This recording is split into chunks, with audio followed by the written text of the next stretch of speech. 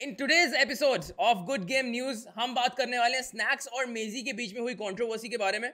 उसके बाद हम बात करेंगे about PUBG mobile world invitational 2022 के 2 इंडियन स्लॉट्स के बारे में। एंड आफ्टर दैट हम बात करेंगे वीरू एंड गिल के नए लाइनअप के बारे में भी। And last but not the least we are going to be talking about shadow and his yet again another controversial statement.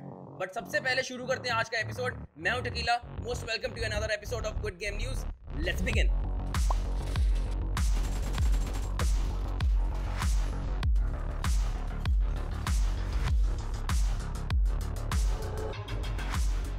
कुछ पुराने एपिसोड्स में हमने बात करी थी दैट जो टीम BMPS को यहाँ पे जीतने वाली है एंड उसी के साथ साथ जो एक फैन फेवरेट टीम होने वाली है, यानी कि ये दो टीम्स आगे जाने वाली हैं इंडिया को रिप्रेजेंट करने in PUBG mobile world invitational.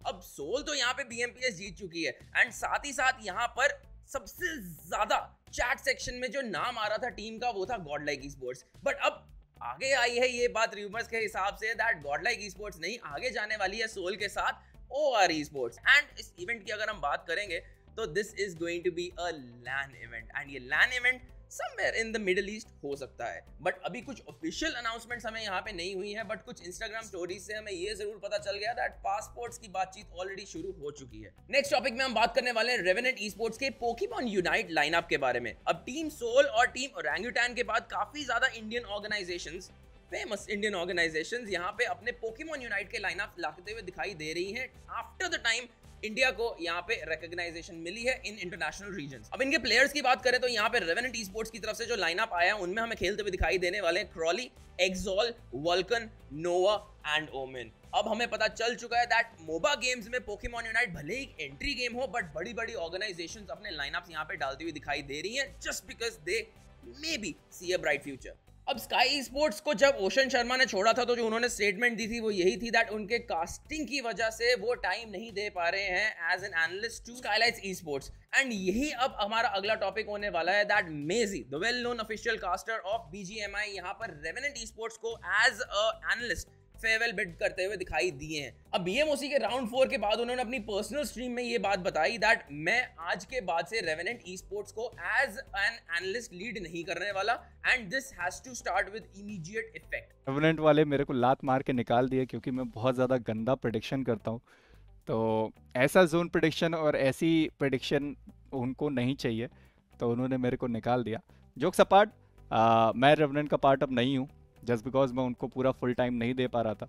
Obviously वो चीज़ है भी क्योंकि मैं अपने कास्टिंग वीडियोस इन सारी चीज़ों में इतना बिजी कि आगे उनको टाइम ना दे पाना ऑब्वियसली वो टीम के लिए ख़राब है। अब कई एपिसोड से शैडो हमारे गुड गेम न्यूज़ के एपिसोड्स का हिस्सा बनते हुए दिखाई दे रहे हैं एंड हमने काफी देर पहले आपको बताया था TSM और शैडो के बीच में कुछ दरार आते हुए दिखाई दे रहे हैं। पिछले एपिसोड में हमने आपको बताया था TSM शैडो ने अपने नाम के आगे से TSM हटा दिया है, बट अब this is the greatest controversy till date जो हमें यहाँ पे शैडो की तरफ से आती हुई दिखाई दे रही है, जहां उन्होंने डायरेक्ट एलिगेशंस लगाई है BMPS सीजन 1 की लॉबी पे। जी हाँ, यहाँ पर अपनी लेटेस्ट स्ट्रीम में शैडो ने बोला है दैट यहाँ पर सोल इजीली जीतते हुए दिखाई दी है BMPS का सीजन 1 बिकॉज लॉबी उतनी कंपेटिटिव नहीं थी। Views on soul on BMPS अच्छा खेले ब्रो, वन साइड निकालो कंपटीशन। मैं बोला ही तो था इजी कंपटीशन था, आपने देखा तो था मेरे को बोलते हो कि अगर ये नहीं निकालोगे तो क्या निकालोगे। मैं बोला था ना कि हम लोग तो हक दिए, अगर ये इवेंट नहीं करोगे तो क्या हो गया। अभी हम भी नहीं थे, बहुत सारी अच्छी टीम्स भी नहीं थी। अब लॉबी कंपेटिटिव नहीं थी का क्या मतलब है ये तो शैडो को ही हमें बताना पड़ेगा, बट बिकॉज यहाँ पे BMOC के बाद BMPS में सारी की सारी टीम्स आई हैं एंड अपनी मेहनत की वजह से आई हैं, ग्राइंड करके आई हैं एंड फिर भी अगर आसानी से आप बस ये बोल जाएं दैट लॉबी कंपेटिटिव नहीं है, that is the only reason that some team has won, तो ये अपने आप में एक बहुत बड़ा एलिगेशन है। और यही स्टेटमेंट को यहाँ पर होल्ड करते हुए देखे हैं हमें SATOL के सिड, मेजी, एंकीबॉट, जिन्होंने यही बात बोली है that this is very disrespectful because अगर कोई ग्रैंड फाइनलिस्ट डिजर्व करता है ट्रॉफी को, मेहनत करके आया है, ग्राइंड करके आया है एंड आप सिर्फ बैठकर बोल देंगे that this is just because the reason that the lobby was not competitive enough, तो ये फेयर नहीं है। बॉट लॉबी लग गई जीतने के लिए, कोई बात नहीं। इस ऐसे कमेंट्स में तुम लोग दो चीज़ें कर रहे हो, एक तो तुम लोग वो सारे टीम्स का इंसल्ट कर रहे हो जो वो फाइनल्स में खेल रहे थे because they are deserving enough to fucking be there. Second, आप अपने ही टीम का इंसल्ट कर रहे हो क्योंकि आपके हिसाब से तो बॉट लॉबी थी, बॉट लॉबी में भी क्वालिफाई नहीं हो पाए। तो मतलब सोच के करो, अगर इंसल्ट कर ही रहे हो तो सोच के इंसल्ट करो। वो हेटर्स को बोल रहा हो जो हेट कमेंट्स लिख रहे कि बॉट लॉबी में जीत गए, मतलब क्या कर रहे हो तुम लोग, So you're not insulting us, you're insulting your own team. Joker भाई सिर्फ सोल के लिए नहीं, वो तो एक टीम हो गई, पूरी 16 टीम्स के लिए एक बुरी बात है भाई कि तुम बोल रहे हो कि लॉबी इजी थी। सीरियसली मतलब मैं भाई बहुत ऑनेस्टली सिर्फ एक लाइन बोलूंगा इसमें कि जिसको भी लग रहा है कि लॉबी इजी थी, जो 16 टीम्स खेल रही थी उनमें से तो कोई नहीं बोलेगा कि लॉबी इजी थी। I'm damn sure कि जो 16 टीम्स खेल रही थी उनको पता है वहाँ क्या चल रहा था। 16 टीम्स के अलावा जो बाहर टीम्स हैं जो क्वालिफाई नहीं कर पाए वो बोल रहे हैं लॉबी इजी है।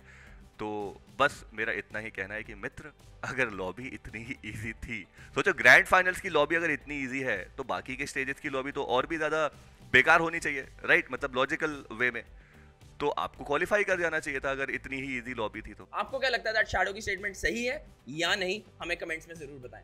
अब बात करना चाहेंगे हमारे favourite topic of the episode की, that is always BGMI roster updates. आपको बताना चाहेंगे यहाँ पे दैट शैडो जब से TSM से एक्सक्लूड हुए हैं तब से लेकर अब तक की ये सबसे ठोस खबर हम आपको बताने वाले हैं। दैट शैडो TSM से गए जरूर, बट हमने हमेशा आपको कहा था दैट शैडो की जगह कौन लेने वाला है, that is a bigger question mark than shadow कहां ज्वाइन करने वाले हैं। उसी का जवाब आज हमें मिल रहा है, रादर दोनों जवाब हमें मिल चुके हैं। यहाँ पे शैडो की जगह यहाँ पर लेने वाले हैं TSM में एम वांटेड, एंड शैडो यहाँ पर ऑलमोस्ट कंफर्म हो चुके हैं as the new IGL of दिल से गॉडलाइक। जी हाँ, गॉडलाइक स्पोर्ट्स में खेलने वाले हैं शैडो अब now as an IGL, and I suppose that this is a big transfer for sure. अब बात करें हमारे थर्ड टॉपिक के बारे में ऑफ द रोस्टर अपडेट्स, तो Gill, clutch God, Veeru and S power यहाँ पे एक नए लाइनअप के साथ खेलते हुए दिखाई देने वाले हैं इन द कमिंग टूर्नामेंट्स। अब वो किसके अंडर खेलने वाले हैं, क्या ये एक नया ऑल टुगेदर लाइनअप और ऑर्गेनाइजेशन होने वाला है या फिर they are going to be hired by some organisation, इसकी हमें कोई कंफर्मेशन फिलहाल नहीं है, बट हाँ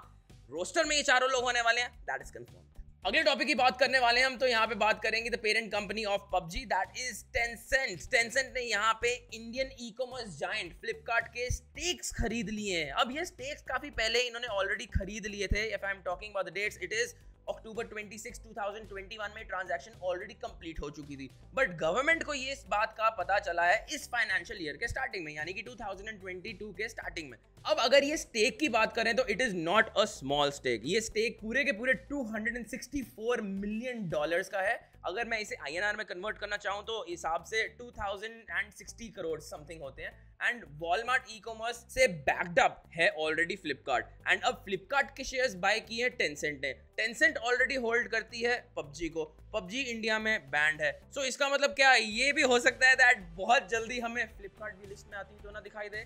सो दिस इज जस्ट assumptions जो हम यहाँ पे कर रहे हैं, कुछ ऑफिशियल नहीं है। यहाँ पे बस आपको ये बता रहे हैं that one thing which is official that Flipkart के शेयर्स टेंसेंट ने यहाँ पे जरूर खरीद लिए हैं। बट अब आगे क्या होने वाला है, क्या ये पार्टनरशिप फ्लिपकार्ट ने कुछ सोच के करी है, कुछ समझ के करी है, क्या ये गेमिंग के तरफ आगे जाके झुकाव लेकर आ सकती है in the gaming environment? Not sure about anything, but हाँ हो सकता है, it is a possibility for sure. But जैसे जैसे हमें कुछ पता चलेगा आपको हम अपडेट जरूर करने वाले हैं इन द फर्दर एपिसोड्स। बात करना चाहेंगे हमारे अगले टॉपिक के बारे में। जैसे कि हमें पता है that orangutan esports is famous for their international lineup in Valorant. अब यहीं पे एक इंटरनेशनल कंटेंट क्रिएटर को भी वैलोरेंट के हायर करते हुए दिखाई दिए Orangutan Gaming, and the content creator is known as Sloi. And अगर हम यहाँ पे श्लोई की बात करें तो she has already been a part of Nigma Galaxy, but अब से यहाँ पे ओरंगुटैन दी एप आर्मी के लिए कंटेंट क्रिएट करते हुए दिखाई देने वाले हैं। अब बात करना चाहेंगे हमारे आज के एपिसोड के सबसे धुआंधार टॉपिक का, दैट इज मेजी वर्सेस स्नैक्स की कंट्रोवर्सी होती हुई दिखाई दी है। अब देखिए, भले ही मजाक में या भले ही इन अ सेमी सीरियस टोन मेजी ने अपनी स्ट्रीम में बोला दैट स्नैक्स ने एक्सो छोड़ दिया है, बट इसी की वजह से स्नैक्स को बहुत ज्यादा रेपरकशंस फेस करने पड़े हैं। उनको DMs are popping like hell as he mentioned, and उनको काफी ज्यादा स्टेटमेंट्स अपनी देनी पड़ी हैं just because of Mazie's I would say clown statement, या फिर मैं कहना चाहूंगा दैट उन्होंने हंसी मजाक में बेशक शायद से कह दिया, जो कि उनके काफी व्यूअर्स स्नैक्स की चैट पे आते हुए बता रहे थे दैट मेजी ने जस्ट मजाक किया है। आइए देखें मेजी की वीडियो। जो लेफ्ट स्नैक्स, करेक्ट, वो तो पहले से तय था।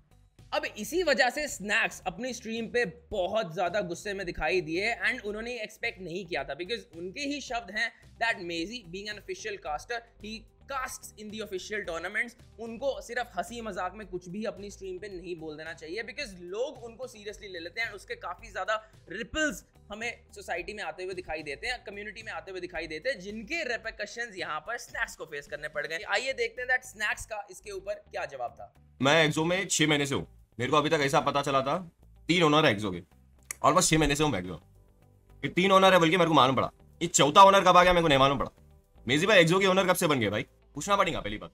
और दूसरी बात, मेजी भाई अगर तुम ये देख रहे, मैं तुमको 2 चीज बता, बुरी लगी तो लगी, नहीं लगी तो मेरे को कोई फर्क नहीं पड़ता।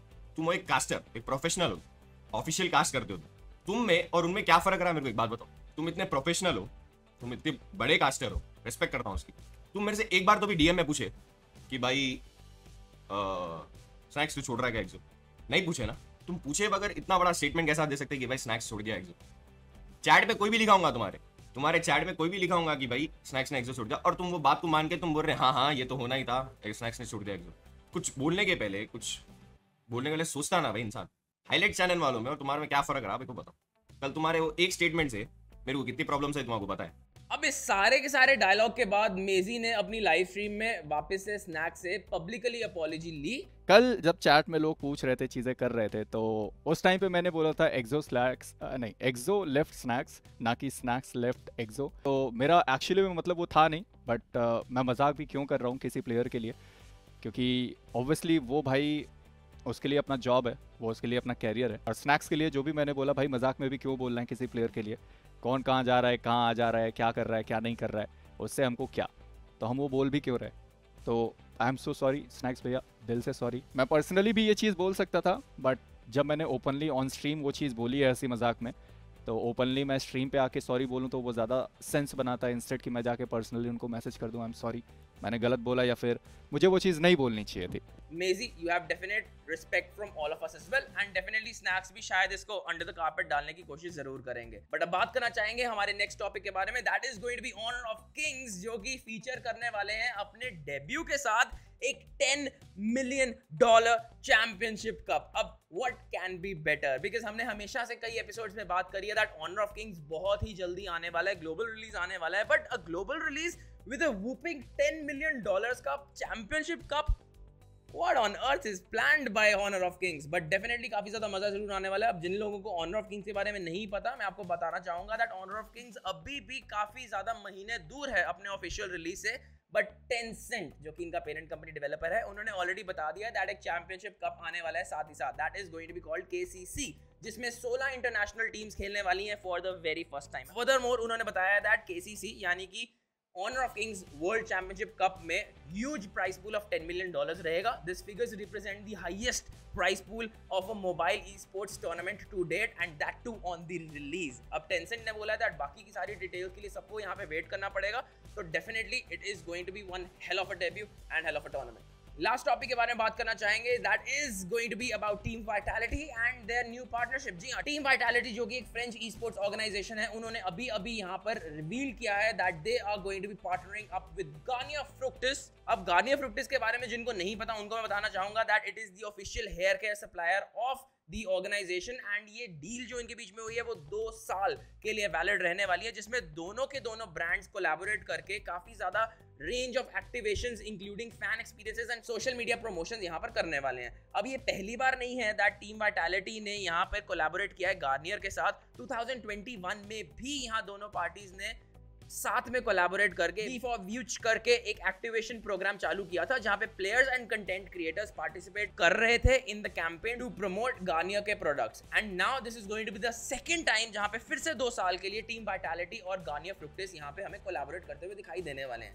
अब अगर आपको ये वाली वीडियो अच्छी लगी तो please make sure that you guys collaborate with us, and आप कोलैबोरेट हमारे से सिर्फ सब्सक्राइब करके कर सकते हो, and please make sure that you push the notification bell on all, ताकि हमारे सारे लेटेस्ट एपिसोड्स और सारे के सारे हमारे पोस्ट्स आप तक नोटिफिकेशंस के रूप में जरूर पहुंच जाएं। And in the end, please don't forget to like the video as well. This is Tequila signing off with this episode, but seeing you in the next one, pretty sure.